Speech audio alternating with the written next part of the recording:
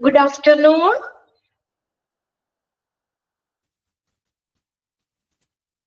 ഇവിടെ ഷെയർ ചെയ്തേക്കുന്ന screen clear ആണോ? ഓക്കെ അല്ലേ? രേഷ്മ ഓക്കെ അല്ലേ? നിങ്ങൾക്ക് ഓക്കെ ആണല്ലേ? ഓക്കെ, അപ്പൊ നമ്മൾ രണ്ടാമത്തെ ക്ലാസ് ആണ് അല്ലേ? കഴിഞ്ഞ ആഴ്ചയിലൊക്കെ നമുക്ക് എന്താണ് കുറച്ച് ദിവസമായി നമ്മൾ കണ്ടിട്ട് അല്ലേ? കുറച്ച് ഒഴിവുകളൊക്കെ വന്നുകൊണ്ട് നമ്മുടെ ക്ലാസ് പോയി. അപ്പോ ഫസ്റ്റ് ക്ലാസ് നമ്മൾ സ്റ്റാർട്ട് ദിവസം തന്നെ എടുത്തായിരുന്നു. Just minute.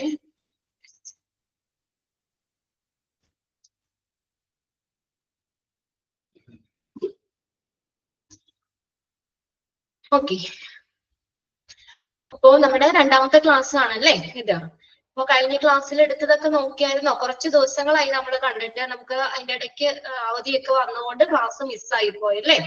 അപ്പൊ നമ്മൾ ഏതാണ് ചാപ്റ്റർ 3 ആയിരുന്നു സ്റ്റാർട്ട് ചെയ്തത്, health care system in India അല്ലെ? Health care system in India, ഇന്ത്യയിലെ ഹെൽത്ത് കെയർ ആരോഗ്യ സംരക്ഷണ സംവിധാനങ്ങള്. അപ്പൊ അതിനകത്ത് ട്രഡീഷണൽ ഹെൽത്ത് കെയർ സിസ്റ്റം നമ്മൾ ആദ്യം പറഞ്ഞത് അല്ലെ? ട്രഡീഷണൽ ഹെൽത്ത് കെയർ സിസ്റ്റം ഏതൊക്കെയായിരുന്നു? നമ്മളൊരു ഷോർട്ട് ഫോം പറഞ്ഞല്ലോ, ആയുഷ് അല്ലെ? ആയുഷ് ആണ് ആയുർവേദ, യോഗ, യുനാനി, സിദ്ധ അല്ലെ? അത്രയാണ് നമ്മൾ കഴിഞ്ഞ ക്ലാസ്സിൽ പറഞ്ഞത്. സിദ്ധ വരെ നമ്മൾ കഴിഞ്ഞ ക്ലാസ്സിൽ പറഞ്ഞതാണ്. ഇനി നെക്സ്റ്റ് നമ്മൾ നോക്കുന്നത് നേച്ചുറോപ്പതി. ഇവിടെ ഒരുമിച്ചാട്ടോ അത് എഴുതിയേക്കണം, ഹോമിയോപ്പതി ആൻഡ് നേച്ചുറോപ്പതി എന്ന്.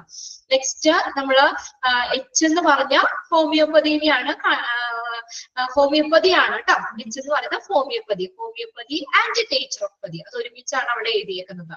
ഓക്കെ, അപ്പൊ അതിനകത്ത് നമുക്ക് നെക്സ്റ്റ് നോക്കാം. നേച്ചർ ഓഫ് പതി നെക്സ്റ്റ് കൊടുത്തേക്കണ ഇയാണ്. നേച്ചർ ഓഫ് പതി എന്ന് പറഞ്ഞ എന്താണ് പറഞ്ഞേക്കുന്നത് നോക്കിയേ.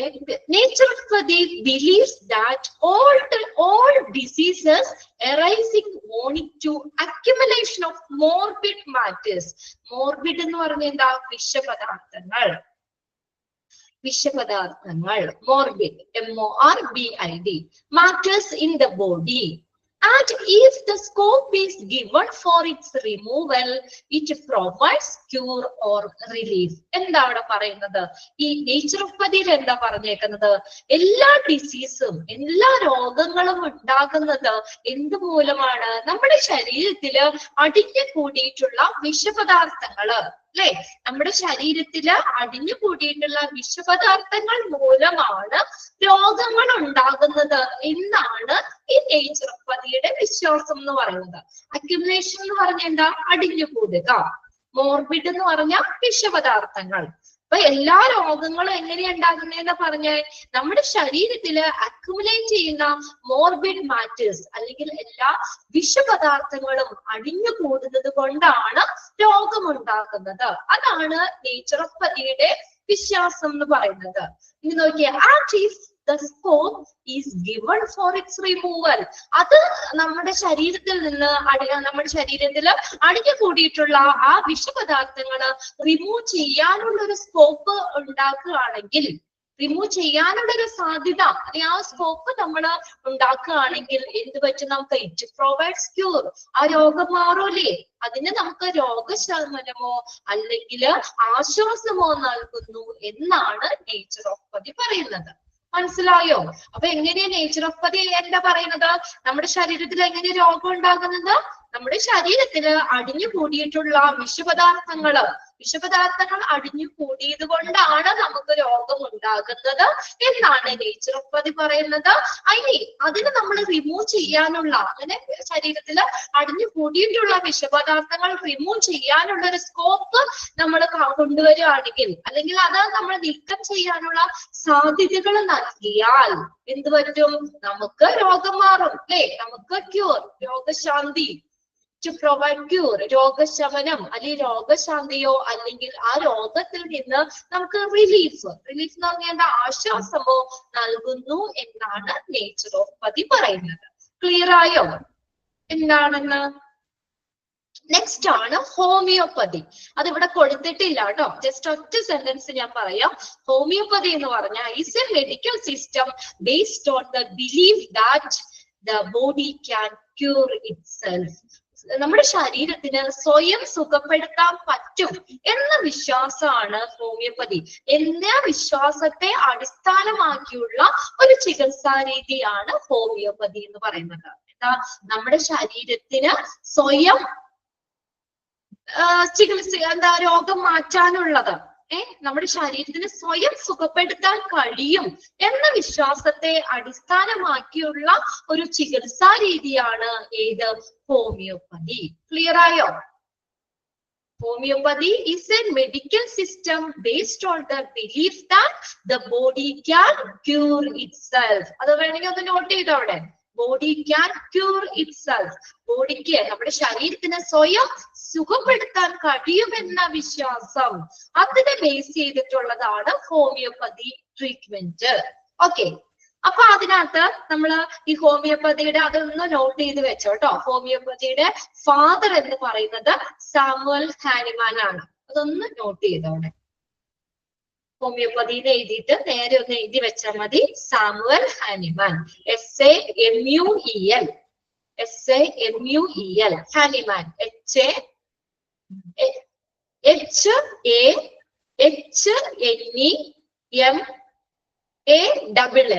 ഹാനിമാൻ. അദ്ദേഹമാണ് ഹോമിയോപ്പതിയുടെ ഫാദർ എന്ന് പറയുന്നത്. നേച്ചുറോപ്പതിയുടെ ഫാദർ ആയിട്ട് അറിയപ്പെടുന്ന ബെനഡിക്ട് ലസ്റ്റ് ആട്ടോ. Benedict lust, LUST, Benedict, BENEDIC, lust, LUST. Okay, അപ്പൊ അതിനകത്ത് ഇത്രയും നോക്കിയാൽ മതി നിങ്ങൾ കേട്ടോ. നേച്ചുറോപ്പതി എന്ന് പറഞ്ഞാൽ അത് തരും. എന്നിട്ട് അത് ഏതാണ് ഒന്നുകൂടി പറയാമോ? ഏതാണ്? ഹോമിയോപ്പതി ആണ് പറയട്ടെ. ഹോമിയോപ്പതി എന്ന് പറഞ്ഞാൽ is a medical system based on the belief that the body can cure itself. ബോഡിക്ക്, നമ്മുടെ ശരീരത്തിന് സ്വയം സുഖപ്പെടുത്താൻ കഴിയും എന്ന വിശ്വാസമാണ് ഏതില്, ഹോമിയോപ്പതിയിൽ പറയുന്നത്. ഇനി ഹോമിയോപ്പതിയുടെ ഫാദർ എന്ന് പറയുന്നത് സാമുവൽ ഹാനിമാൻ ആണ്. അതൊന്ന് നോട്ട് ചെയ്തോ കേട്ടോ. നിങ്ങൾക്ക് PGയിലും ഒക്കെ പഠിക്കാനുള്ളതാണ് കേട്ടോ അവിടെ. ഹോമിയോപ്പതിയില് Samuel Hahnemann, SAMUEL, Hahnemann, HANEMAN,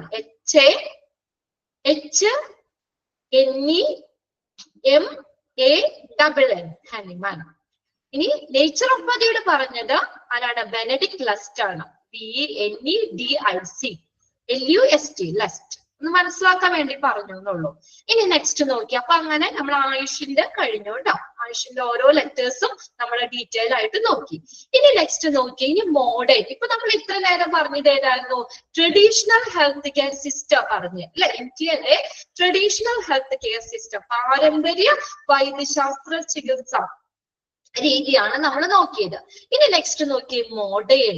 modern or allopathic health care system in India.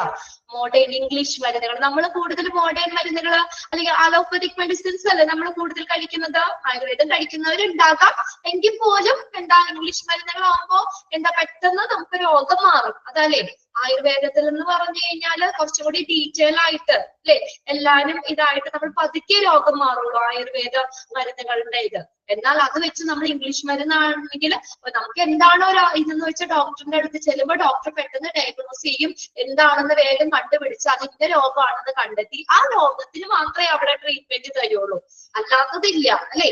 അതിനെ പർട്ടിക്കുലർ ആ രോഗത്തെ മാത്രം ബേസ് ചെയ്ത് ട്രീറ്റ്മെന്റ് തരുന്നത് കൊണ്ട് ഏതാ ഇംഗ്ലീഷ് മരുന്നുകൾ അല്ലെങ്കിൽ അലോപ്പതിക് മെഡിസിൻ കൂടുതൽ നമുക്ക് പെട്ടെന്ന് അസുഖം മാറാൻ, അതാണ് അതിന്റെ ഒരു റീസൺ എന്ന് പറയുന്നത്. അപ്പൊ അതുകൊണ്ട് പെട്ടെന്ന് നമുക്ക് അസുഖം മാറും. നമ്മൾ കൂടുതൽ ഫോളോ ചെയ്യുന്നത് അലോപ്പതിക് മെഡിസിൻസ് ആണ് അല്ലെ, ഇംഗ്ലീഷ് മരുന്നുകൾ. എന്തുകൊണ്ട് വേഗം അസുഖം മാറും. ആയുർവേദ മരുന്ന് കഴിക്കുന്നതും ഇംഗ്ലീഷ് മരുന്ന് കഴിക്കുന്നതും അതിനൊരു ഡിഫറൻസ് ഇല്ലേ അല്ലെ. പെട്ടെന്ന് നമുക്ക് ഇപ്പൊ ഒരു പെട്ടെന്ന് പനി വന്നു, നമുക്കത് വേഗം ഒരു ഇംഗ്ലീഷ് ഒരു ടാബ്ലറ്റ് കഴിച്ചു കഴിഞ്ഞാൽ പെട്ടെന്ന് നമുക്ക് അസുഖം മാറും അല്ലെ. ഓക്കെ, ഇനി നോക്കി. Modern or allopathic health care system in India.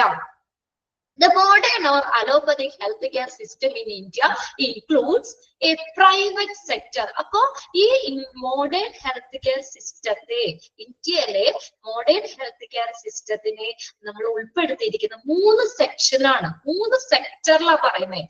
Public sector, private sector and informal network of care providers. Text ഇല്ലാത്തൊരു പെട്ടെന്നൊന്ന് നോട്ട് ചെയ്തോ കേട്ടോ. പബ്ലിക് സെക്ടർ എന്ന് വെച്ചാൽ പൊതുമേഖല. പബ്ലിക് സെക്ടർ, പൊതുമേഖല, നമ്മുടെ ഗവൺമെന്റ് ഹോസ്പിറ്റൽ ഇല്ലേ, അത് എക്സാമ്പിൾ ആണ് കേട്ടോ. പബ്ലിക് സെക്ടേഴ്സ് ഹോസ്പിറ്റൽ ആണ് ഗവൺമെന്റ് ഹോസ്പിറ്റൽസ്. രണ്ടാമത്തെയാണ് പ്രൈവറ്റ് സെക്ടേഴ്സ്, സ്വകാര്യ മേഖലകള്, ക്ലിനിക്കുകളൊക്കെ ഇല്ലേ, പ്രൈവറ്റ് സെക്ടേഴ്സ്, സ്വകാര്യ മേഖലകള്.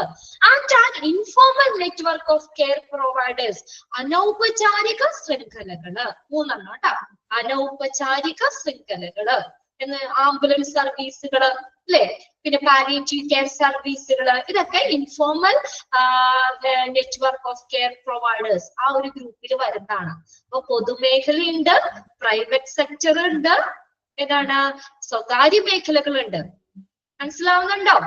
ഹെൽത്ത് കെയർ സിസ്റ്റം, ഇന്ത്യയിലെ ഹെൽത്ത് കെയർ സിസ്റ്റത്തിന്റെ അലോപ്പതിക് ഹെൽത്ത് കെയർ സിസ്റ്റം, അതിന് 3 രീതിയിലാണ് നമ്മൾ തിരിച്ചു വെച്ചേക്കുന്നത്. ഫസ്റ്റത്തെയാണ് പബ്ലിക് സെക്ടർ എന്ന് പറഞ്ഞത്. പബ്ലിക് എന്ന് പറഞ്ഞാൽ എന്താണ്? ജനറൽ, അതായത് പൊതുമേഖലകള്, പൊതുമേഖല, ഗവൺമെന്റ് ഹോസ്പിറ്റൽ ഓർത്താൽ മതി എക്സാമ്പിൾ.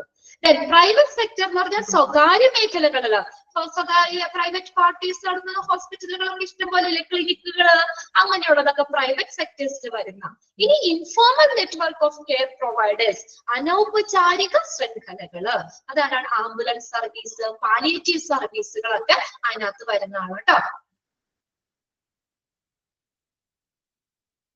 ഓക്കെ, കിട്ടിയല്ലോ.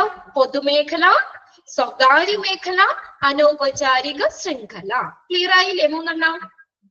3 ഇനി നോക്കിയേ, India's health system can be categorized into 3 distinct phases. നമ്മുടെ ഇന്ത്യയിലെ ആരോഗ്യ സംവിധാനത്തെ, ഹെൽത്ത് കെയർ സിസ്റ്റത്തിനെ 3 ഫേസിലാണ് തിരിച്ചു വെച്ചേക്കുന്നത്. കണ്ടോ, 3 വ്യത്യസ്ത ഘട്ടങ്ങളായി തിരിച്ചിരിക്കുന്നു. ഒന്ന് അണ്ടർലൈൻ ചെയ്തോട്ടോ.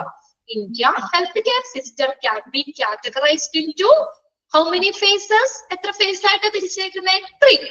3 ഡിസ്റ്റിങ് ഫേസസ് ആയിട്ട് തിരിച്ചിട്ടുണ്ട്. 3 വ്യത്യസ്ത ഘട്ടങ്ങളായിട്ട് തിരിച്ചിട്ടുണ്ട്. എന്തിനെ? നമ്മുടെ ഇന്ത്യയിലെ ഹെൽത്ത് സിസ്റ്റത്തിനെ, ഇന്ത്യയുടെ ആരോഗ്യ സംവിധാനം, നമ്മുടെ ആരോഗ്യ സംവിധാനത്തെ നമ്മൾ 3 ഘട്ടങ്ങളായിട്ട് തിരിച്ചേക്കുന്നത്. ഫസ്റ്റ് നോക്കിയേ, ഇനീഷ്യൽ ഫേസ്. ഇനീഷ്യൽ ഫേസ്, പ്രാരംഭഘട്ടം അല്ലെ, ഇതാണ് ഇനീഷ്യൽ ഫേസ് എന്ന് പറയുന്നത്. അന്ന് നോക്കിയേ, ഇനീഷ്യൽ ഫേസ് 1947 to 1983 ആ ഡ്യൂറേഷൻ ആട്ടോ പറഞ്ഞേക്കണേ. 1947 എന്താ? നമ്മൾ ഇൻഡിപെൻഡൻസ് ആയത് അല്ലെ, സ്വാതന്ത്ര്യം കിട്ടിയതല്ലേ 1947. 1947 to 1983 health policy was thought to be based on two broad principles. അതിനകത്ത് നോക്കിയേ, നമുക്ക് എന്താ അതിനകത്ത് ഓൺ 2 broad principle അങ്ങനെ എഴുതിയാൽ മതി കേട്ടോ. അത് ടെക്സ്റ്റ് ഒന്ന് നോക്കിയാലേ, ടെക്സ്റ്റ് ഉള്ളവരും അങ്ങനെയാണെങ്കിൽ ആ ഓൺ 2 എന്നുള്ളത് വീണ്ടും അത് ഓൺ 2 broad 2 പ്രാവശ്യം കൊടുത്തിട്ടുണ്ട്, അത് വേണ്ട, ഒറ്റ പ്രാവശ്യം മതി. നോക്കിയേ, health policy was thought to be based on 2 broad principles. 2 വിശാലമായ തത്വങ്ങളെ അടിസ്ഥാനമാക്കിയുള്ളതാണ് ഹെൽത്ത് പോളിസി അല്ലെ. 2 വിശാലമായ തത്വങ്ങളെ അടിസ്ഥാനമാക്കിയാണ് ഹെൽത്ത് പോളിസി. എവിടെ? ഇനിഷ്യൽ ഫേസിൽ. ഓക്കെ, ക്ലിയർ ആയോ? ഇനിഷ്യൽ ഫേസിൽ ആ ഹെൽത്ത് പോളിസി എങ്ങനെ, എന്തിന് ബേസ് ചെയ്താ? 2 തത്വങ്ങളെ ബേസ് ചെയ്തിട്ടാണ് ഇരിക്കുന്നത്. ഒന്നാമത്തെ നോക്കിയേ, none should be denied health care because of lack of pay. Denied എന്ന് വെച്ചാൽ നിഷേധിക്കുക. നോട്ട് ചെയ്തോ കേട്ടോ, അറിയില്ലാത്തവരെ മീനിങ് ഒന്ന് നോട്ട് ചെയ്തോ. ഡിനൈഡ് എന്ന് വെച്ചാൽ നിഷേധിക്കുക. എന്താ പറഞ്ഞേക്കുന്നേ? ഒന്നാമത്തെ പ്രിൻസിപ്പിൾ എന്താ? ഒന്നാമത്തെ തത്വം എന്താ? ഇനിഷ്യൽ ഫേസിലെ ഹെൽത്ത് പോളിസി 2 തത്വങ്ങളെ അടിസ്ഥാനമാക്കിയുള്ളതാണ്. അതിൽ ഒന്നാമത്തെ എന്താ പറഞ്ഞേക്കുന്നേ? None should be denied. ആർക്കും നിഷേധിക്കാൻ പാടില്ല. എന്ത്? ഹെൽത്ത് കെയർ ആർക്കും നിഷേധിക്കാൻ പാടില്ല. എന്തിന്റെ പേരില്? Because of the lack of pay. കണ്ടോ, പൈസ ഇല്ലാത്തതിന്റെ പേരില് അയ്യോ എന്റെ കയ്യിൽ പൈസ ഇല്ല, നിനക്ക് അവിടെ ട്രീറ്റ്മെന്റ് ഇല്ല, അങ്ങനെ പറയാൻ പാടില്ല അല്ലെ. അതായത് പണമില്ലാത്തതിന്റെ പേരില് ആർക്കും ചികിത്സ നിഷേധിക്കാൻ പാടില്ല. ഇപ്പൊ ഗവൺമെന്റ് ഹോസ്പിറ്റലിലൊക്കെ പാവപ്പെട്ടവര്, പൈസ ഇല്ലാത്തവരൊക്കെ അല്ലേ പോണത്. ജസ്റ്റ് ചീട്ടിന് മാത്രം 5 രൂപയോ 10 രൂപയോ അങ്ങോട്ട് മതിയില്ലേ, ബാക്കി നമുക്ക് അവിടുന്ന് ട്രീറ്റ്മെന്റ് ഫ്രീ ആയിട്ട് തരൂലേ. പാവപ്പെട്ടവര്, തീരെ ഒട്ടും കാശില്ലാത്തവരൊക്കെ ഗവൺമെന്റ് ഹോസ്പിറ്റലിലല്ലേ എല്ലാവരും പോണ്ട് കേട്ടോ. അത്രയും ഫെസിലിറ്റികളൊക്കെ ഉണ്ട്. എന്നാലും നമുക്ക് എന്താ പറയാ, അതെന്തിനു വേണ്ടിയിട്ടാണ് അത്? പൈസ ഇല്ല എന്ന് പറയും. ഇപ്പൊ പ്രൈവറ്റ് ഹോസ്പിറ്റലിൽ ചെന്നിട്ട് പൈസ ഇല്ല എന്ന് പറഞ്ഞു കഴിഞ്ഞാൽ അവര് സമ്മതിക്കോ? ട്രീറ്റ്മെന്റ് തരുമോ? നമുക്ക് തരുമോ? ആ ബില്ലൊന്നും അടിക്കുമ്പോ ആ കാശങ്ങ് കൊടുക്കണം അല്ലെ? അല്ലെങ്കിൽ അവിടെ മുൻകൂട്ടി പേയ്മെന്റ് നമ്മൾ പണം അടച്ചാലും അവിടെ ട്രീറ്റ്മെന്റ് നമുക്ക് കിട്ടുള്ളൂ. അയ്യോ പൈസ ഇല്ല എന്ന് പറഞ്ഞാൽ ആരെങ്കിലും ഫ്രീ ആയിട്ട് തരുമോ? പ്രൈവറ്റ് ഹോസ്പിറ്റലിൽ ട്രീറ്റ്മെന്റ് തരുമോ ഫ്രീ ആയിട്ട്? അല്ലെങ്കിൽ നമ്മുടെ സ്വന്തം ഹോസ്പിറ്റലിലായിരിക്കണം അല്ലെ? അപ്പൊ പിന്നെ നമുക്ക് കാശൊന്നും കൊടുക്കണ്ട, നമുക്ക് പോയി നമുക്ക് ട്രീറ്റ്മെന്റ് എടുക്കാം അല്ലേ? അതന്നെ. അപ്പൊ എന്താ പറഞ്ഞേക്കുന്നത് ഇവിടുത്തെ ഒന്നാമത്തെ പ്രിൻസിപ്പിൾ എന്താണ് നമുക്ക് പറഞ്ഞത്? പണമില്ലാത്തതിന്റെ പേരിൽ ആർക്കും ആരോഗ്യ സംരക്ഷണം, ഹെൽത്ത് കെയർ, ആരോഗ്യ പരിചരണം നിഷേധിക്കാൻ പാടില്ല. ക്ലിയർ ആയോ? ആർക്കും ആരോഗ്യ സംരക്ഷണം നിഷേധിക്കാൻ പാടില്ല. അപ്പൊ എല്ലാവർക്കും ഈ ഹെൽത്ത് കെയർ കൊടുക്കുക എന്നുള്ളത് ആരുടെ ഉത്തരവാദിത്തം? അപ്പൊ ഗവൺമെന്റിന്റെ ഉത്തരവാദിത്തമാണ് അല്ലെ? ഗവൺമെന്റിന്റെ ഉത്തരവാദിത്തമാണ് എല്ലാവർക്കും. പാവപ്പെട്ടവനെന്നോ പണക്കാരനെന്നോ ഒരു പക്ഷാഭേദമില്ലാതെ എല്ലാവർക്കും ആരോഗ്യ സംരക്ഷണം നൽകുക എന്നുള്ളത് ഗവൺമെന്റിന്റെ ഒരു ഉത്തരവാദിത്തമാണ്. ഒന്നാമത് കിട്ടി. ഇനി രണ്ടാമത് നോക്കിയേ, സെക്കൻഡ് പ്രിൻസിപ്പിൾ എന്താ വന്നേക്കണേ? It was the moral duty of the state. ഒരു സ്റ്റേറ്റിന്റെ മോറൽ ഡ്യൂട്ടിയാണ്, ധാർമ്മിക ഉത്തരവാദിത്തമാണ്. എന്ത്? To provide health care to the people. ആളുകൾക്ക്, ജനങ്ങൾക്ക് ആരോഗ്യ സംരക്ഷണം നൽകുക എന്നുള്ളത് ആർക്കിടെയാണ്? നമ്മുടെ ഭരണകൂടത്തിന്റെ ധാർമ്മിക കടമയാണ്. അതാണ് രണ്ടാമത്തെ പ്രിൻസിപ്പിൾ പറഞ്ഞേക്കുന്നത്. കണ്ടോ? It was a moral duty of state. സ്റ്റേറ്റിന്റെ മോറൽ ഡ്യൂട്ടിയാണ്, ധാർമ്മിക കടമയാണ്. എന്ത്? To provide health care of the people. അല്ലെ? ആളുകൾക്ക് വേണ്ട ഹെൽത്ത് കെയർ കൊടുക്കുക. അതാണ് ഞാൻ പറഞ്ഞില്ലേ, ഗവൺമെന്റിന്റെ ഉത്തരവാദിത്തമാണ് എല്ലാവർക്കും ഹെൽത്ത് കെയർ കൊടുക്കണം എന്നുള്ളത് അല്ലെ? അതാണ് രണ്ട് പ്രിൻസിപ്പിൾസ്. കിട്ടിയില്ലേ? ഇനിഷ്യൽ ഫേസിൽ നമ്മൾ ഉള്ള ഈ രണ്ട് പ്രിൻസിപ്പിളിനെ ബേസ് ചെയ്തിട്ടാണ് ഇനിഷ്യൽ ഫേസ് പറയുന്നത്. രണ്ട് കാര്യങ്ങൾ അവിടെ ഫോക്കസ് ചെയ്തേക്കുന്നത്. ഒന്നാമത്തെ എന്താ? പണമില്ലാത്തതിന്റെ പേരിൽ ആർക്കും ചികിത്സ നിഷേധിക്കാൻ പാടില്ല. രണ്ടാമത്തെ എന്താ പറഞ്ഞേക്കുന്നത്? സെക്കൻഡ് വൺ എന്താ? ജനങ്ങൾക്ക് ആരോഗ്യ സംരക്ഷണം നൽകേണ്ടത് ആർക്കുടെ ഉത്തരവാദിത്തമാണ്? ആർക്കുടെ മോറൽ ഡ്യൂട്ടിയാണ്? സ്റ്റേറ്റിന്റെ, ഭരണകൂടത്തിന്റെ മോറൽ ഡ്യൂട്ടിയാണ്, ധാർമ്മിക ഉത്തരവാദിത്തമാണ്. അതായത് ഗവൺമെന്റിന്റെ ഉത്തരവാദിത്തമാണ് എല്ലാവർക്കും ഹെൽത്ത് കെയർ നൽകുക എന്നുള്ളത്, കൊടുക്കുക എന്നുള്ളത്. കിട്ടിയോ? ക്ലിയർ ആയോ അത്? Initial phase. ഓക്കെ, നെക്സ്റ്റ് നോക്കാട്ടോ. നമുക്ക് രണ്ടാമത്തെ ഫേസിൽ എന്താ പറഞ്ഞേക്കണേ? In the second phase. അപ്പൊ അവിടത്തെ നോക്കിയേ, 1983 മുതൽ 2000 വരെയുള്ളതാണ് സെക്കൻഡ് ഫേസ് എന്ന് പറയുന്നത്. കണ്ടോ? ഹെൽത്ത് കെയർ സിസ്റ്റത്തിന് 3 ഫേസ് ആയിട്ടാ തിരിച്ചേക്കണേ. അതിന്റെ ഇയറും കൂടി അവിടെ കൊടുക്കുന്നുണ്ട് കേട്ടോ. 1947 മുതൽ 1983 വരെയുള്ളത് ഇനിഷ്യൽ ഫേസ് ആണ്. അവിടെ ഗവൺമെന്റ് ആണ് അല്ലെ? ഗവൺമെന്റിന്റെ കടമയാണ് എല്ലാവർക്കും ഹെൽത്ത് കെയർ കൊടുക്കുക എന്നുള്ളത്. അവിടെ രണ്ട് പ്രിൻസിപ്പിളും നമ്മൾ പഠിച്ചു. ഇനി നോക്കിയേ, സെക്കൻഡ് ഫേസിൽ എന്താ വന്നേക്കുന്നത്? സെക്കൻഡ് ഫേസിൽ 1983 മുതൽ 2000 വരെ ഉള്ളതാണ് സെക്കൻഡ് ഫേസ് എന്ന് പറയുന്നത്. അവിടെ നോക്കിയേ, national health policy was proclaimed. Proclaimed എന്ന് വെച്ചാൽ എന്താ? വിളംബരം ചെയ്യപ്പെട്ടു. For the first time in 1983. 1983 ആദ്യമായി ഒരു നാഷണൽ ഹെൽത്ത് പോളിസി, ഒരു ദേശീയ ആരോഗ്യ നയം പ്രഖ്യാപിക്കപ്പെട്ടു, വിളംബരം ചെയ്യപ്പെട്ടു. 1983 ഒരു നാഷണൽ ഹെൽത്ത് പോളിസി വിളംബരം ചെയ്യപ്പെട്ടു, പ്രഖ്യാപിക്കപ്പെട്ടു. അതിനെന്താ പറഞ്ഞേക്കണേ? which are pronounced clearly the need to encourage private initiative in the healthcare service delivery. അതെന്താ പറഞ്ഞേക്കുന്നത് അതിനകത്ത്? സെക്കൻഡ് ഫേസ് ആയപ്പോഴത്തേക്ക് എന്താ?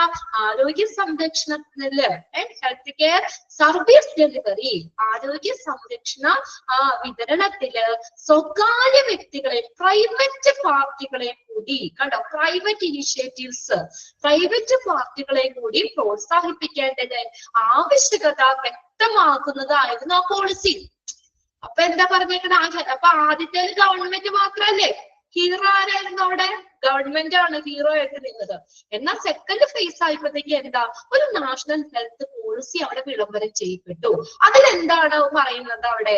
ആരോഗ്യ സംരക്ഷണ വിതരണത്തില് നമ്മുടെ സ്വകാര്യ വ്യക്തികൾ, പ്രൈവറ്റ് പാർട്ടികളെ കൂടി ഉൾപ്പെടുത്തേണ്ടത്, അല്ലെങ്കിൽ അതിനെ കൂടി പ്രോത്സാഹിപ്പിക്കേണ്ടത് ആവശ്യകത വ്യക്തമാക്കുന്ന ഒരു നയമായിരുന്നു, അല്ലെ? ആരോഗ്യ നയമായിരുന്നു അത്. അതിനകത്ത് അതായത് എന്താ പറയുന്നത്, അപ്പൊ പ്രൈവറ്റ് പാർട്ടികളും കൂടി വന്നു. കണ്ട, പ്രൈവറ്റ് മേഖലയെ കൂടി ഹെൽത്ത് കെയറിൽ ഉൾപ്പെടുത്തി. അതൊന്ന് എഴുതി വെച്ചോട്ടെ വേണമെങ്കിലോ. സെക്കൻഡ് ഫേസില് പ്രൈവറ്റ് മേഖലയെ കൂടി ഉൾപ്പെടുത്തി. കിട്ടിയോ? അപ്പൊ എന്ത് പറ്റി? പ്രൈവറ്റ് ഹോസ്പിറ്റലുകൾ ധാരാളം ഉണ്ടാവാൻ തുടങ്ങി. ഇപ്പൊ ഒത്തിരി പ്രൈവറ്റ് ഹോസ്പിറ്റൽ ഇല്ലേ?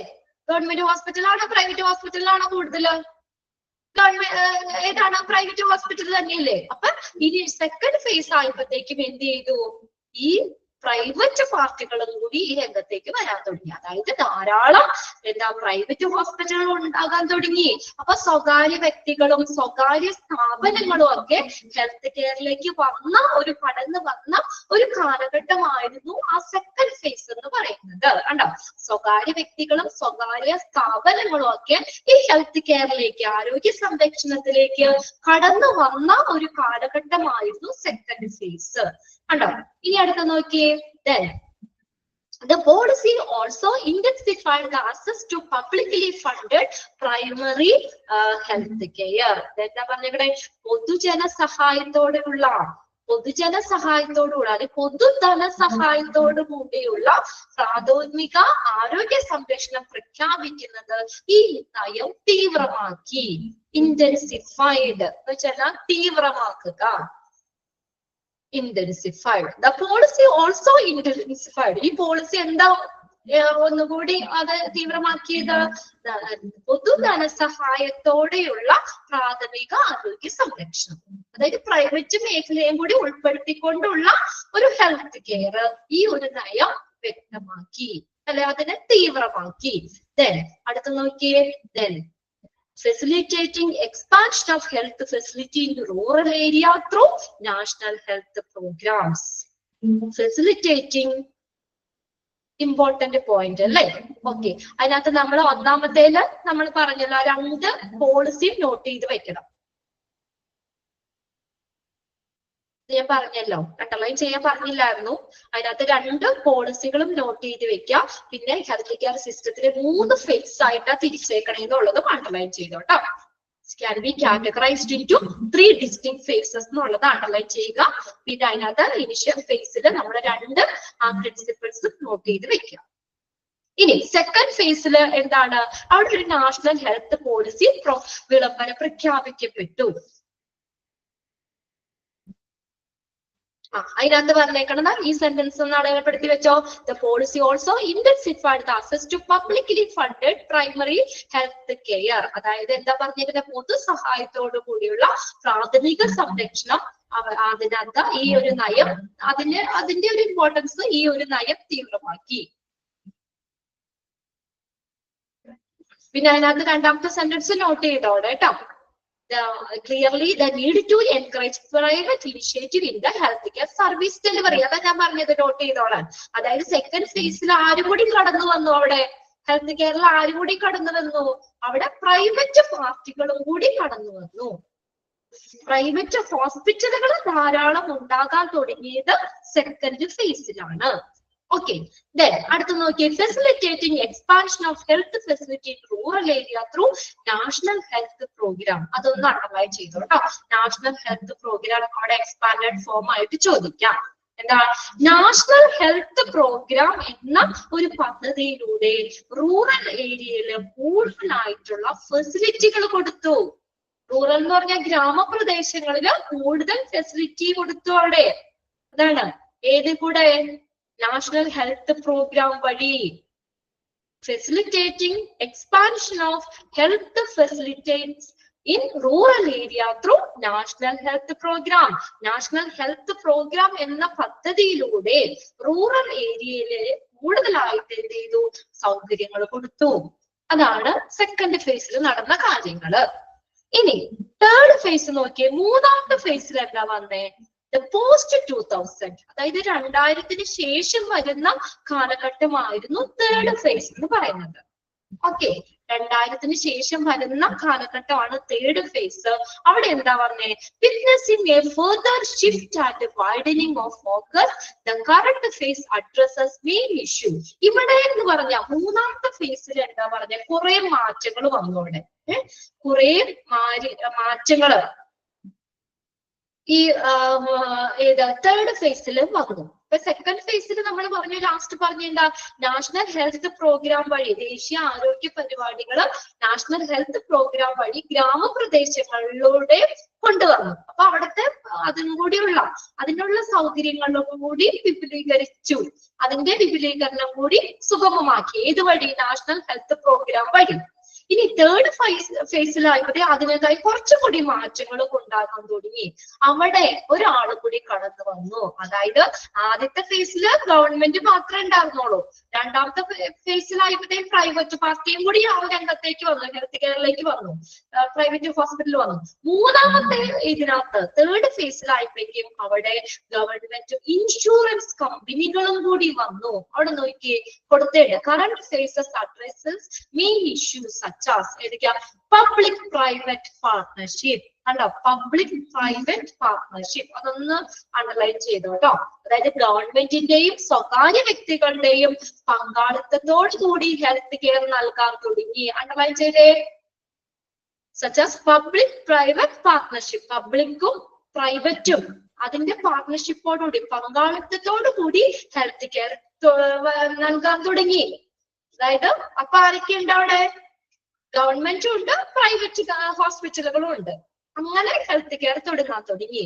അടുത്ത് നോക്കിയേ, ലിബറലൈസേഷൻ ഓഫ് ഇൻഷുറൻസ് സെക്ടേഴ്സ്. കണ്ടോ? ഇൻഷുറൻസ് മേഖലയിലുള്ള ഉദാരവൽക്കരണം. Liberalisation of insurance sectors. എന്താണ്? നമുക്ക് ഈ ഇൻഷുറൻസ് മേഖലയിലുള്ള ഉദാരവൽക്കരണം. Government as a financial. അവിടെ ഫിനാൻഷ്യൽ ആയിട്ട് നിന്നത് ആരാ? ഗവൺമെന്റ് ആണ്. ഒന്ന് അണ്ടർലൈൻ ചെയ്ത 3 സെന്റൻസ് അണ്ടർലൈൻ ചെയ്തോട്ടോ. ഒന്നാമത് എന്താ പറഞ്ഞേ? പബ്ലിക് പ്രൈവറ്റ് പാർട്ണർഷിപ്പ് വന്നു അല്ലെ? ഗവൺമെന്റും ഇൻഷുറൻസ് കമ്പനിയും കൂടി ചേർന്നിട്ട് പാവപ്പെട്ട ആളുകൾക്ക് ഇൻഷുറൻസ് സ്കീം ഏർപ്പെടുത്തി. RSBY കാർഡില്ലേ? അതുപോലെ ചിലർക്കൊക്കെ ഉണ്ടാവും RSBY കാർഡ് അല്ലെ?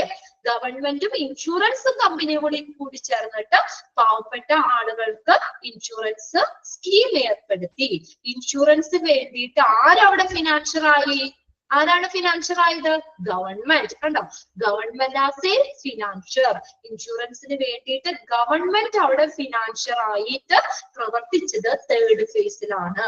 അപ്പൊ തേർഡ് ഫേസിൽ ആരൊക്കെ ഉള്ളത്? മൊത്തം ആരൊക്കെ വന്നു? ഗവൺമെന്റ് ഉണ്ട്, പ്രൈവറ്റ് ഉണ്ട്, ഇൻഷുറൻസ് പാർട്ടികളും ഉണ്ട്. ക്ലിയർ ആയ 3 ഫേസുകൾ? ഇന്ന് തന്നെ ഒന്ന് വായിച്ചു വെക്കണം കേട്ടോ. ഓക്കെ, ടെക്സ്റ്റ് ഉള്ളവർ ഇന്ന് തന്നെ ഒന്ന് നോട്ട് ചെയ്ത് വെക്കാം. അപ്പൊ തേർഡ് ഫേസിലേക്ക് പബ്ലിക് പ്രൈവറ്റ് പാർട്ണർഷിപ്പ്, അത് 3 കാര്യങ്ങൾ അണ്ടർലൈൻ ചെയ്തു കേട്ടോ. Public private partnership, liberalisation of insurance sectors, insurance മേഖലയിലുള്ള ഉദാരവൽക്കരണം, പിന്നെ ഗവൺമെന്റ് ഫിനാൻഷ്യൽ ആയിട്ട് നിന്നതും ഈ തേർഡ് ഫേസിലാണ്. അതായത് എന്താ? ഗവൺമെന്റ് ഇൻഷുറൻസ് കമ്പനികളും കൂടി ചേർന്നിട്ട് പാവപ്പെട്ട ആളുകൾക്ക് ഇൻഷുറൻസ് സ്കീമുകളും ഏർപ്പെടുത്തിയത് ഈ തേർഡ് ഫേസിലാണ്. നമുക്കൊക്കെ ഇൻഷുറൻസ് ചിലപ്പോ RSBY കാർഡുകൾ പോലെയുള്ളതൊക്കെ ഇല്ലേ? അതൊക്കെ ഈ തേർഡ് ഫേസ് ആയപ്പോഴത്തേക്ക് വന്നതാണ്. ഇനി അതാണ് 3 എണ്ണമാണ് കേട്ടോ. അത് നമ്മൾ 3 ഹെൽത്ത് കെയർ സിസ്റ്റത്തിലെ നമ്മുടെ ഇന്ത്യയിലെ മോഡേൺ ഹെൽത്ത് കെയർ സിസ്റ്റത്തിന്റെ നമ്മൾ 3 ഫേസുകളാണ് പറഞ്ഞത്. First phase, second phase, third phase. ഇനി അടുത്ത് നോക്കിയേ, the health care infrastructure in rural area been develop as a 3-tier system. Underline ചെയ്തോട്ടോ. ആ സെന്റൻസ് തന്നെ എക്സാമിന് ചോദിച്ചിട്ടുണ്ട്. 3-tier സിസ്റ്റം, ത്രിതല സംവിധാനം. ഗ്രാമീണ മേഖലയിലെ ആരോഗ്യ സംരക്ഷണ അടിസ്ഥാന സൗകര്യങ്ങള് എങ്ങനെയാ? 3 തലങ്ങളിലാണ്. ത്രിതല സംവിധാനമായിട്ടാണ് കൊടുക്കുന്നത്. ഒറ്റയടിക്കാൻ നമുക്ക് ഹെൽത്ത് കെയർ തരികയല്ല. നിങ്ങൾക്കും അറിയാം, ഗ്രാമപ്രദേശങ്ങളിൽ താമസിക്കുന്നവർക്ക് അറിയാം, നമുക്ക് ഇങ്ങനെ പല സെക്ഷനുകൾ, അതായത് 3 ഘട്ടങ്ങളിലായിട്ടാണ് ഹെൽത്ത് കെയർ. ആ ഇൻഫ്രാസ്ട്രക്ചർ അങ്ങനെയാണ്. അടിസ്ഥാന സൗകര്യങ്ങൾ ഓരോന്ന് പറയുമ്പോൾ ക്ലിയർ ആവും കേട്ടോ. Health care infrastructure in rural area has been developed as a 3-tier system. 3-tier system എന്നുള്ളത് underline ചെയ്തു കേട്ടോ. 3-tier system. Okay, underline. ഇനി നോക്കി അതിനകത്ത് ഫസ്റ്റ് വരുന്നതാണ് സബ് സെന്ററുകള്. ആരാണ്? സബ് സെന്ററുകള്. ഹെൽത്ത് സെന്റർ എന്ന് കേട്ടിട്ടില്ലേ? നിങ്ങളുടെ അടുത്തൊക്കെ ഉണ്ടാവല്ലോ ഹെൽത്ത് സെന്റർ. ഹെൽത്ത് സെന്റർ അത് എക്സാമ്പിൾ ആട്ടോ, ഒന്ന് എഴുതി വെച്ചോ അവിടെ. ഹെൽത്ത് സെന്റർ സബ് സെന്ററിന് എക്സാമ്പിൾ ആണ് ഹെൽത്ത് സെന്റർ. നമുക്ക് ചെറിയ അസുഖമൊക്കെ വരുമ്പോൾ നമ്മൾ പെട്ടെന്ന് പോയി ഒന്ന് മരുന്ന് മേടിക്കുന്ന ഹെൽത്ത് സെന്ററിൽ പോകാറില്ലേ? അതാണ് sub centre. Okay. In rural area, ഗ്രാമപ്രദേശങ്ങളില് health sub centres make up the institutional basis of primary care. ഗ്രാമപ്രദേശങ്ങളില് എന്താണ്? ഒരു ഇൻസ്റ്റിറ്റ്യൂഷനെ ബേസ് ചെയ്തിട്ടാണ്, ഒരു സംഘടനയെ അടിസ്ഥാനമാക്കിയിട്ടാണ് എന്ത് നൽകുന്നത്? അവിടെ പ്രാഥമിക സംരക്ഷണം നൽകുന്നത്. പ്രാഥമിക സംരക്ഷണം നൽകുന്ന ഒരു ഇൻസ്റ്റിറ്റ്യൂഷണൽ ബേസിലാണ്. കിട്ടിയോ? ഇൻസ്റ്റിറ്റ്യൂഷണൽ ബേസിസിലാണ്, institutional basis of primary care, പ്രാഥമിക സംരക്ഷണം കിട്ടുന്നത്. Okay. It typically perform basic medical services. അവിടെ എന്താ? ബേസിക് മെഡിക്കൽ സർവീസസ്, അടിസ്ഥാന നമുക്ക് ആയിട്ട് നമ്മൾ മോണിറ്റർ ചെയ്യേണ്ട കാര്യങ്ങളില്ലേ, അടിസ്ഥാനമായിട്ട് നിരീക്ഷിക്കേണ്ടത്. അതായത് നമുക്ക് ബേസിക് മെഡിക്കൽ സർവീസ് മാത്രം അവിടെ കിട്ടുന്നത്. ബേസിക് മെഡിക്കൽ സർവീസ്, അതായത് നമുക്ക് വെയിറ്റ് വേണമെങ്കിൽ നോക്കാം അല്ലെ, ഷുഗർ നോക്കാം, BP നോക്കാം, അങ്ങനെ ഒരു ബേസിക് മെഡിക്കൽ സർവീസ് ആണ് കിട്ടുന്നത്. അല്ലാതെ സ്കാനിങ്ങിന് എഴുതി തന്ന അല്ലെങ്കിൽ സ്കാനിങ് ചെയ്യാൻ ആ ഹെൽത്ത് സെന്ററിൽ പോയാൽ പറ്റുമോ? വല്ല വല്ല ടെസ്റ്റുകൾ ചെയ്യാൻ പറ്റുമോ? ഒരു സർജറി ചെയ്യാൻ പറ്റുമോ ഹെൽത്ത് സെന്ററിൽ പോയി കഴിഞ്ഞാൽ? ഇതിനുള്ള ഫെസിലിറ്റി ഇല്ല അവിടെ. അവിടെ എന്താ ചെയ്യുന്നത്? ബേസിക് മെഡിക്കൽ സർവീസസ് ആണ് നൽകുന്നത്. അണ്ടർലൈൻ ചെയ്തോട്ടെ അതൊന്ന്. സബ് സെന്ററില് ബേസിക് മെഡിക്കൽ സർവീസസ് ആണ് കിട്ടുന്നത്. അതേതാ നമ്മൾ പറഞ്ഞത്? വെയിറ്റ് നോക്കാം, BP നോക്കാം, ഷുഗർ നോക്കാം, അങ്ങനെയൊക്കെ ഉള്ളത്. ഇമ്മ്യൂണൈസേഷൻ, വാക്സിനുകളൊക്കെ എടുക്കാലോ അല്ലെ, കുത്തിവെപ്പുകളൊക്കെ എടുക്കാലോ, ഇമ്മ്യൂണൈസേഷൻ അത് ചെയ്തെടുക്കാം. പിന്നെ ആറ്റ് റെഫറൻസ്, എന്തെങ്കിലും റെഫറൻസുകൾ. ഇപ്പൊ നമുക്ക് റെഫറൻസ് എന്ന് പറഞ്ഞു കഴിഞ്ഞാല് നമുക്ക് എന്തെങ്കിലും നമുക്ക് റെഫറൻസ് ആയിട്ട് ഇപ്പൊ വേറെ ഏതെങ്കിലും ഹോസ്പിറ്റലിൽ കണ്ട് ഇപ്പൊ നിങ്ങളോട് പറയും, ഇനിയിപ്പൊ ഇങ്ങോട്ടേക്ക് വന്നെന്നില്ല, നിങ്ങളുടെ അടുത്ത് സെന്റർ ഹെൽത്ത് സെന്റർ ഉണ്ടെങ്കിൽ അവിടെ ഒന്ന് പോയി ഇപ്പൊ നമ്മള് വല്ല എന്തെങ്കിലുമൊക്കെ കാലൊക്കെ മുറിവ് പറ്റി അല്ലെങ്കിൽ നമ്മൾ ഹോസ്പിറ്റലിൽ പോയി മരുന്ന് മേടിച്ചപ്പോ ഡ്രസ് ചെയ്യാൻ നിങ്ങളോട് പറഞ്ഞു. ഡ്രസ് ചെയ്യാൻ പറഞ്ഞു കഴിഞ്ഞാൽ ഇനി നമ്മൾ പോയി കണ്ട ഹോസ്പിറ്റൽ ഒത്തിരി ദൂരെയാണെങ്കിൽ ഈ ആഴ്ചയില് നമുക്ക് എല്ലാ ദിവസവും ഒരാഴ്ച അടുപ്പിച്ച് ഡ്രസ് ചെയ്യണം എന്നാണെങ്കിൽ നമ്മളോട് പറയും, നിങ്ങളുടെ അടുത്തുള്ള ഈ ഹെൽത്ത് സെന്ററിൽ പോയി ചെയ്താൽ മതി എന്ന് പറയോ? ആരോടെങ്കിലും പറഞ്ഞാണ്ട് അങ്ങനെയുള്ളതിനൊക്കെ ചെറിയ ചെറിയ കാര്യങ്ങളെ നമുക്ക് അവിടെ ചെയ്യാൻ പറ്റുള്ളൂ അല്ലെ. അപ്പൊ എന്തൊക്കെയാ ഒന്ന് അണ്ടർലൈൻ ചെയ്തോട്ടോ. Basic medical services, immunisation and reference. Then next sentence ആണത്. Sub centers are usually temporary in structure. Underline ചെയ്തോ. Temporary in structure എന്ന് വെച്ചാൽ എന്താ? ടെമ്പററി, എല്ലാ ദിവസവും പ്രവർത്തിക്കോ? ഈ ഹെൽത്ത് സെന്റർ എല്ലാ ദിവസവും ഉണ്ടാവോ? ഇല്ല അല്ലെ. ആഴ്ചയിൽ ചിലപ്പോ 1-2 ദിവസമൊക്കെ അത് ഓപ്പണിംഗ് ആവുള്ളൂ. ഇപ്പൊ എല്ലാ ബുധനാഴ്ചയും അല്ലെങ്കിൽ ചൊവ്വയും ബുധനും മാത്രം, അല്ലെങ്കിൽ ആ ഒരു ടൈം ഉണ്ടല്ലോ അവരുടെ. അതായത് ആഴ്ചയില് അവിടെ 1-2 ദിവസേ അവിടെ ട്രീറ്റ്മെന്റ് ഉണ്ടാവുള്ളൂ, അത് ഹെൽത്ത് സെന്റർ ഓപ്പൺ ആവുള്ളൂ. ഓക്കെ. അപ്പൊ നമ്മൾ അതിപ്പോ BP ഒക്കെ നോക്കിയിട്ട് ആ ദിവസം നോക്കിയിട്ട് അവിടെ എന്നാ തുറക്കുന്നത് അല്ലെങ്കിൽ പ്രവൃത്തി ദിവസം എന്നാന്ന് നോക്കി അന്ന് പോയി നമുക്ക് മരുന്ന് മേടിക്കാനേ പറ്റുള്ളൂ. അല്ലാതെ എല്ലാ ദിവസവും അവിടെ ഓപ്പണിംഗ് അല്ല. അതാണ് ടെമ്പററി സ്ട്രക്ചർ. അണ്ടർലൈൻ ചെയ്താൽ സബ് സെന്ററിന്റെ പ്രത്യേകത കേട്ടോ. Temporary in structure, employing. ഇനി എത്ര പേരുണ്ടാവും അതിന്? 1 to 2 care workers in most location. 1-2 workers ഉണ്ടാവുള്ളൂ. അല്ലാതെ ഒരു 10 ഡോക്ടറും 70 നേഴ്സും അങ്ങനെയുള്ള ആളുകൾ ഉണ്ടാവോ? അവിടെ ഉണ്ടാവോ? ഒരു 5-8 ഡോക്ടർമാരൊക്കെ ഉണ്ടാവോ? ഇല്ല. 1 to 2 കെയർ വർക്കേഴ്സ് മാത്രമേ അവിടെ ഉണ്ടാവുള്ളൂ. അണ്ടർലൈൻ ചെയ്തോ. 1-2 ജോലിക്കാർ മാത്രമേ ഉണ്ടാവുള്ളൂ. Each sub center is supported to provide indispensable for up to 500 individual. എത്ര പേർക്കാ ട്രീറ്റ്മെന്റ് കൊടുക്കണേ? എത്ര പേർക്കാ? 5000 പേർക്ക് മാത്രം അല്ലെ. 5000 പേർക്കാണ് അവിടെ ട്രീറ്റ്മെന്റ് കൊടുക്കുന്നത്. Underline ചെയ്തോട്ടോ. 500 individuals. Then the sub-centers are complemented by the community health workers under supervision of the sub-center. എന്താ പറഞ്ഞേ, ഈ കമ്മ്യൂണിറ്റി ഹെൽത്ത് വർക്കർമാരില്ലേ, അവര് പറയുന്നത് ഈ സബ് സെന്ററിന്റെ കീഴിലാണ്. കണ്ടോ, under the supervision of sub centre. Sub സെന്ററിന്റെ കീഴിലാണ് കമ്മ്യൂണിറ്റി ഹെൽത്ത് വർക്കർമാര് വരുന്നത്. ഓക്കെ, കമ്മ്യൂണിറ്റി ഹെൽത്ത് വർക്കേഴ്സുമാർ വരുന്നത് ഏതാണ്? Under the supervision of sub centres, complemented by community health workers under the supervision of sub center. കിട്ടിയോ? സബ് സെന്ററിൽ എന്തൊക്കെ കാര്യങ്ങളാണ് നമ്മൾ പറഞ്ഞേ? ബേസിക് മെഡിക്കൽ സർവീസ് മാത്രമേ അവിടെ നിന്ന് കിട്ടുള്ളൂ. ഇമ്മ്യൂണൈസേഷൻ, റെഫറൻസ്, ബേസിക് മെഡിക്കൽ സർവീസുകൾ മാത്രമേ കിട്ടുള്ളൂ. പിന്നെ ടെമ്പററി സ്ട്രക്ചർ ആണ്, അണ്ടർലൈൻ ചെയ്യണുണ്ടോ? 1 to 2 കെയർ വർക്കേഴ്സ് മാത്രമേ ഉണ്ടാവുള്ളൂ അവിടെ. പിന്നെ 500ഓളം ഇൻഡിവിജ്വൽസ് ആണ് അവിടെ ട്രീറ്റ്മെന്റ് കൊടുക്കുന്നത്. പിന്നെ ഈ സബ് സെന്ററിന്റെ കീഴിലാണ് കമ്മ്യൂണിറ്റി ഹെൽത്ത് വർക്കേഴ്സ് വരുന്നത്. 5,000 കേട്ടോ, 500 എന്നാണോ പറഞ്ഞേ? സോറി കേട്ടോ, 5,000 ഇൻഡിവിജ്വൽ, 5000 ആളുകൾക്ക് കേട്ടോ, 5,000 ഇൻഡിവിജ്വൽസിനാണ് അവിടെ ട്രീറ്റ്മെന്റ് കൊടുക്കുന്നത്. സബ് സെന്റേഴ്സ് ഇതിന്റെ സൂപ്പർവിഷനിലാണ് കമ്മ്യൂണിറ്റി ഹെൽത്ത് വർക്കേഴ്സ് വരുന്നത്. കമ്മ്യൂണിറ്റി ഹെൽത്ത് വർക്കേഴ്സ് വരുന്നത് ഈ സബ് സെന്ററിന്റെ കീഴിലാണ്. ഇത്ര കാര്യങ്ങൾ ഓക്കെ ആണല്ലോ. നെക്സ്റ്റ് ആണ് പ്രൈമറി ഹെൽത്ത് സെന്റർ, PHC ആണ് അടുത്ത് വന്നെ കേട്ടോ, കുറച്ചും കൂടി ഉയർന്നത്. അപ്പൊ ഏറ്റവും ചെറിയ രീതിയിലുള്ള ഒരു പ്രൈമറി ആയിട്ട് നമുക്കൊരു ഇൻസ്റ്റിറ്റ്യൂഷണൽ കെയർ നൽകുന്നതാണ് സബ് സെന്റർ എന്ന് പറയുന്നത്. അത് ആഴ്ചയിൽ എല്ലാ ദിവസവും ഇല്ല, 1-2 ദിവസം മാത്രമേ പ്രവർത്തിക്കുള്ളൂ. നമ്മൾ പറഞ്ഞില്ലേ, ബേസിക് മെഡിക്കൽ സർവീസുകളാണ് അവിടെ നിന്ന് കിട്ടുന്നത്. 1-2 ജോലിക്കാരാണ് അവിടെ ഉണ്ടാകുന്നുള്ളൂ. 5000ഓളം ആളുകൾക്കാണ് അവിടെ ട്രീറ്റ്മെന്റ് കൊടുക്കുന്നത്. ഇത്രയും കാര്യങ്ങളൊക്കെ സബ് സെന്ററിന്റെ ഓർത്ത് വെക്കണം കേട്ടോ, നമുക്കൊന്ന് അണ്ടർലൈൻ ചെയ്തു. ഇനി രണ്ടാമത്തെയാണ് PHC എന്ന് പറയുന്നത്, പ്രൈമറി ഹെൽത്ത് സെന്റർ. അതിന് എക്സാമ്പിൾ ആണ് നമ്മൾ ഈ ഗവൺമെന്റിന് കീഴിലൊക്കെ വരുന്നതാണ് കേട്ടോ, പ്രാഥമിക ആരോഗ്യ കേന്ദ്രം, PHC. നിങ്ങളുടെ അടുത്തൊക്കെ ഉണ്ടാവുമല്ലോ, PHC ഉണ്ടാവുമല്ലോ, പ്രാഥമിക ആരോഗ്യ കേന്ദ്രം. ഗവൺമെന്റ് ഹോസ്പിറ്റലിന്റെ ഒക്കെ കീഴിൽ വരുന്നത്, ഗവൺമെന്റിന്റെ കീഴിൽ വരുന്നത് PHC ആണ് അടുത്തത്. PHC അവിടെ നിങ്ങൾക്ക് എക്സാമിന് ചോദിക്കുന്ന ഒരു ക്വസ്റ്റ്യൻ ആണ് കേട്ടോ, ഈ എക്സ്പാൻഡഡ് ഫോംസ്. അപ്പൊ നിങ്ങൾ ഓരോന്നും പഠിക്കുമ്പോ തന്നെ അതൊന്ന് നോട്ട് ചെയ്ത് വെക്കുക കേട്ടോ. PHC എന്താണ്? Primary health centre. ചോദിച്ചിട്ടുണ്ട്, പ്രീവിയസ് ക്വസ്റ്റ്യൻ പേപ്പറിൽ ചോദിച്ചിട്ടുള്ള ക്വസ്റ്റ്യൻ ആണ് കേട്ടോ.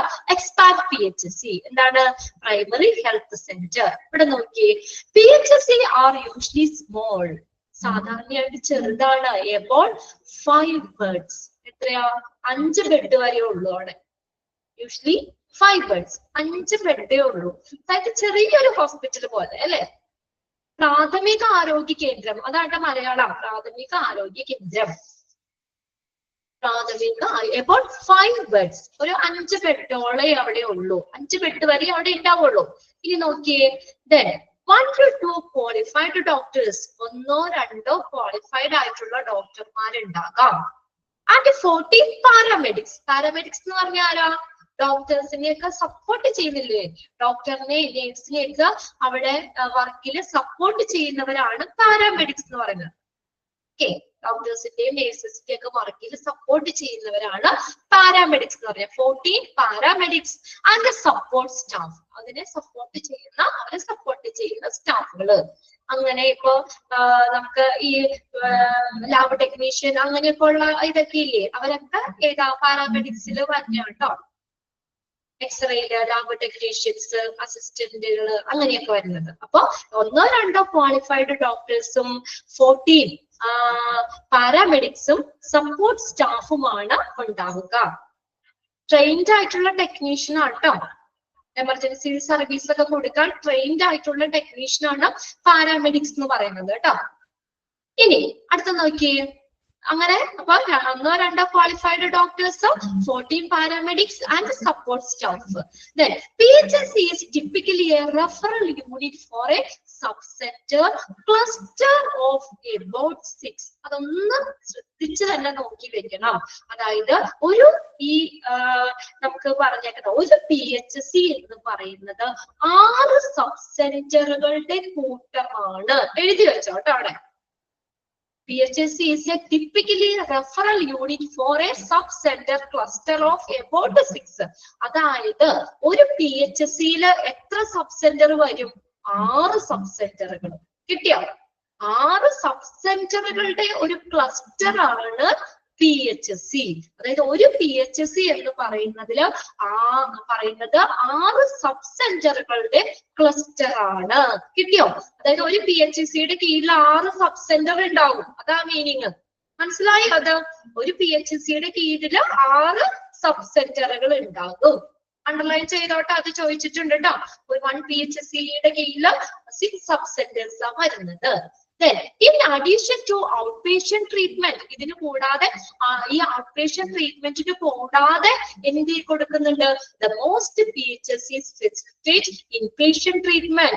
Inpatient treatment കൊടുക്കണ്ട. Outpatient treatment എന്ന് പറഞ്ഞാൽ എന്താ? നമ്മൾ ചെന്ന് മരുന്ന് മേടിച്ച് നമുക്ക് വീട്ടിലേക്ക് അപ്പൊ തന്നെ തിരിച്ചു പോരാം, അല്ലെ? Outpatient treatment. അപ്പൊ PHSCയിൽ outpatient treatment മാത്രമല്ല കൊടുക്കുന്നത്, അതിന്റെ ഒപ്പം തന്നെ എന്ത് കൂടി കൊടുക്കുന്നുണ്ട്? എന്തിനുള്ള ഫെസിലിറ്റേറ്റ് എന്ന് വെച്ചാൽ സൗകര്യം ഒരുക്കും. എന്തിനാ? ഇൻപേഷ്യന്റ് ട്രീറ്റ്മെന്റിന്. അവിടെ കിടത്തി ചികിത്സയുമുണ്ട്, ഇൻപേഷ്യന്റ് ട്രീറ്റ്മെന്റിനുള്ള സൗകര്യവും ഉണ്ട്. വിത്ത് 4 to 6 ബെഡ്സ്. നമ്മൾ ആദ്യം പറഞ്ഞതാണ് 5 ബെഡ്സ് എന്ന് പറഞ്ഞതാണ്. എന്നാലും 4 to 6 ബെഡ് വരെയാണ് അവിടെ ഉള്ളത്. ആസ് പെർ പ്ലാൻ PHSC സാറും അതൊന്ന് അണ്ടർലൈൻ ചെയ്തു കേട്ടോ. PHSC സാറും എത്രയാ? 30,000 പീപ്പിൾ. 30,000 ആളുകളെയാണ് ഈ PHSC സർവേ ചെയ്യുന്നത്. മറ്റേന്ന് നമ്മൾ എത്ര പറഞ്ഞ 5,000 അല്ലേ പറഞ്ഞത്? സബ് സെന്ററിൽ 5,000 ആളുകളെയാണ് അവിടെ ട്രീറ്റ്മെന്റ് കൊടുക്കുന്നത്. എന്നാൽ PHSCയിൽ 30,000 ആളുകൾക്ക് ട്രീറ്റ്മെന്റ് കൊടുക്കുന്നു. ഔട്ട് പേഷ്യന്റ് സർവീസ് മാത്രമല്ല, അവിടെ കിടത്തി ചികിത്സയും ഉണ്ട്. ക്ലിയർ ആയോ? PHSC ക്ലിയർ ആയോ? ഗവൺമെന്റിന് കീഴിൽ വരുന്നതാണ്. അപ്പൊ ഒരു PHSCയുടെ കീഴിൽ എത്ര സബ് സെന്ററാ വന്നേ? ഒന്ന് മെസ്സേജ് ഇട്ട് ആരെങ്കിലും. ഒരു PHSCയുടെ കീഴിൽ എത്ര സബ് സെന്ററുകൾ ഉണ്ടാവും? 6. Very good. ഓക്കെ ശരി. അപ്പൊ 6 സബ് സെന്റർ. അപ്പൊ 6 സബ് സെന്ററുകൾ ചേരുമ്പോഴാണ് ഒരു PHSC. അതായത് ഒരു PHSCയുടെ കീഴിൽ 6 സബ് സെന്ററുകൾ പ്രവർത്തിക്കുന്നുണ്ട്. അപ്പൊ PHSCയിൽ എന്തൊക്കെയാ നമ്മൾ പറഞ്ഞേ? സ്മോൾ ആണ്, ഒത്തിരി വലിയ ഹോസ്പിറ്റൽ ഒന്നും അല്ല അല്ലെ. ഗവൺമെന്റിന് കീഴിൽ വരുന്ന ഹോസ്പിറ്റലാണ് പ്രാഥമിക ആരോഗ്യ കേന്ദ്രം അല്ലെ. അതിനകത്ത് എന്താ പറഞ്ഞേക്കണേ? 1 to 2 ക്വാളിഫൈഡ് ഡോക്ടർ ഉണ്ടാകാം. പിന്നെ 14 പാരാമെഡിക്സ് ഉണ്ട്, സപ്പോർട്ട് സ്റ്റാഫുകളുണ്ട്. പിന്നെ എന്ന് പറഞ്ഞു കഴിഞ്ഞാല് ഈ സബ് സെന്ററിന്റെ പിന്നെ എന്താ പറഞ്ഞേക്കുന്നത്? സബ് സെന്റർ എന്ന് പറഞ്ഞത് നമ്മൾ ആ 6 സബ് സെന്ററുകളുടെ ഒരു ക്ലസ്റ്റർ എന്ന് പറഞ്ഞ ഗ്രൂപ്പ്, ഒരു കൂട്ടമാണ് ഒരു PHSC എന്ന് പറയുന്നത്. അതായത് ഒരു PHSCയുടെ കീഴിൽ 6 സബ് സെന്ററുകൾ വരുന്നുണ്ട് എന്നാണ് അതർത്ഥം. പിന്നെ അത് എന്താ പറഞ്ഞേക്കുന്നത്? അവിടെ ഈ ഔട്ട് പേഷ്യന്റ് ട്രീറ്റ്മെന്റ് മാത്രമല്ല കൊടുക്കുന്നത്, അതിന്റെ ഒപ്പം തന്നെ അവിടെ കിടത്തി ചികിത്സയുമുണ്ട്, ഇൻപേഷ്യന്റ് കൂടി കൊടുക്കുന്നുണ്ട് അവര്. അതാണ് അവിടെ നമ്മൾ പറഞ്ഞില്ലേ 6 to 6 beds, up to 6 bed, 4 to 6 bed അല്ലെങ്കിൽ 5 ബെഡ് അത്രയൊക്കെയാണ് അവിടെ ഉള്ളത്. അപ്പൊ അവിടെ കിടത്തി ചികിത്സയും ഉണ്ട് അല്ലെ. ഇൻപേഷ്യന്റ് ട്രീറ്റ്മെന്റ് കൊടുക്കും. Very good. As per the plan PHSC സർവ്സ്. എത്ര പേർക്ക് കൊടുക്കുന്നുണ്ട്? എത്ര പേർക്ക് സർവ് ചെയ്യുന്നുണ്ട്? As per the plan PHSC സർവ്സ് 30,000 people. 30,000 ആളുകൾക്ക് ട്രീറ്റ്മെന്റ് കൊടുക്കുന്നുണ്ട്. ഇനി അടുത്ത് നോക്കിയാൽ മൂന്നാമത്തെയാണ് കമ്മ്യൂണിറ്റി ഹെൽത്ത് സെന്റർ എന്ന് പറയുന്നത്. Community health centre. Community health centre നമ്മുടെ താലൂക്ക് ഹോസ്പിറ്റൽ ഇല്ലേ? നിങ്ങളുടെ ഓരോ ഇതിലും ഉണ്ടാവുമല്ലോ, നിങ്ങളുടെ പ്രദേശത്തുണ്ടാവുമല്ലോ താലൂക്ക് ഹോസ്പിറ്റല്. അതൊരു എക്സാമ്പിൾ ആണ് കേട്ടോ. താലൂക്ക് ഹോസ്പിറ്റൽ കമ്മ്യൂണിറ്റി ഹെൽത്ത് സെന്ററിലെ എക്സാമ്പിൾ ആണ്. എഴുതി വെച്ചോട്ടെ അവിടെ taluk ഹോസ്പിറ്റലുകള്. Then the secondary sector of Indian healthcare system can contain rural hospital and community health centers. ഏതാ ഗ്രാമപ്രദേശത്തിലുള്ള ഹോസ്പിറ്റലുകളും കമ്മ്യൂണിറ്റി ഹെൽത്ത് സെന്ററുമാണ് ഈ secondary sector Indian health care സിസ്റ്റത്തിലെ സെക്കൻഡറി സെക്ടറിൽ വരുന്നത്. റൂറൽ ഹോസ്പിറ്റലും കമ്മ്യൂണിറ്റി ഹെൽത്ത് സെന്റേഴ്സും റൂറൽ ഹോസ്പിറ്റലും കമ്മ്യൂണിറ്റി ഹെൽത്ത് സെന്റേഴ്സും അതൊന്ന് അണ്ടർലൈൻ ചെയ്തോട്ടോ. The secondary sector of the Indian health care system contain എന്താണ് rural hospitals and community health centre. Community health centre CHC എന്ന് പറയും കേട്ടോ, കമ്മ്യൂണിറ്റി ഹെൽത്ത് സെന്റർ. PHC എന്ന് പറഞ്ഞാൽ എന്താ? Primary health centre. CHC എന്താണ്? Community health centres serving 4 PHC. അതായത് ഒരു CHC എന്ന് പറഞ്ഞാൽ എന്താണ്? 4 PHC-നെ സർവ് ചെയ്യുന്നത്. ഒന്ന് അണ്ടർലൈൻ ചെയ്തേ അവിടെ, ഒന്ന് അത് മനസ്സിലാവുന്ന രീതിയിൽ ഒന്ന് നോക്കി വെച്ചേ. അതായത് ഒരു കമ്മ്യൂണിറ്റി ഹെൽത്ത് സെന്ററിന് കീഴില് എത്ര പ്രൈമറി ഹെൽത്ത് സെന്റർ വരും? 4 എണ്ണം. മനസ്സിലായോ? നമ്മുടെ ഇപ്പൊ താലൂക്ക് ഹോസ്പിറ്റലില്ലേ, അതിന്റെ കീഴില് എത്ര? 4 പ്രൈമറി ഹെൽത്ത് കെയർ സെന്റർ ഉണ്ടാവും. ക്ലിയർ ആയോ? ഇപ്പൊ ക്ലിയർ ആയോ പറഞ്ഞത്? അതായത് 1 CHC ഈക്വൽ എന്തെന്ന് എഴുതാം? 4 PHC-നെ കൺട്രോൾ ചെയ്യുന്നു. മനസ്സിലായോ? എത്ര ഈ ഒരു കമ്മ്യൂണിറ്റി ഹെൽത്ത് സെന്ററിന്റെ കീഴില് അല്ലെങ്കിൽ അവര് 4 PHC-നെ പ്രൈമറി ഹെൽത്ത് കെയർ സെന്ററിനെ കൺട്രോൾ ചെയ്യുന്നുണ്ട്. ഇപ്പൊ ക്ലിയർ ആയോ? ഇനി ആർക്കെങ്കിലും മനസ്സിലാവാത്തുണ്ടോ?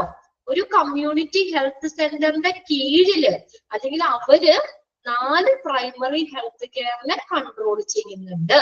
ഓക്കെ, ഇനി നോക്കിയേ, അതൊന്ന് അണ്ടർലൈൻ ചെയ്തോട്ടോ. സർവിംഗ് 4 PHC-നെയാണ് സെർവ് ചെയ്യുന്നത്. ഒരു കമ്മ്യൂണിറ്റി ഹെൽത്ത് കെയർ സെന്റർ 4 PHC-നെ കൺട്രോൾ ചെയ്യുന്നു. ദെൻ അടുത്ത് നോക്കിയേ, the CHC specialist medical services are need for എത്രയാണെങ്കിൽ 1,20,000 പീപ്പിൾ. എത്ര പേർക്ക് ട്രീറ്റ്മെന്റ് കൊടുക്കണ്ട്? 1,20,000 people. Then community health centers are supposed to have at least 30 beds. എത്ര ബെഡ് ഉണ്ടാവും? 30 beds. 30 beds. Supposed to have at least 30 beds. And പിന്നെ എന്താ അവിടെ ഉള്ളതെന്ന് കൂടി നോക്കിയേ. ആൻഡ് ഓപ്പറേഷൻ തിയേറ്റർ ഉണ്ട് അവിടെ, ലബോറട്ടറി ഉണ്ട്, എക്സ്റേ ഫെസിലിറ്റി ഉണ്ട്. നിങ്ങളുടെ ഹോസ്പിറ്റലിൽ ഇല്ലേ? ഉണ്ടോ? നിങ്ങളുടെ താലൂക്ക് ഹോസ്പിറ്റലിൽ ഇങ്ങനെയുള്ള സൗകര്യങ്ങളൊക്കെ ഉണ്ടോ? Operation theatre, laboratory, x-ray facility, അതുപോലെ തന്നെ as well as a team of 4 medical specialist.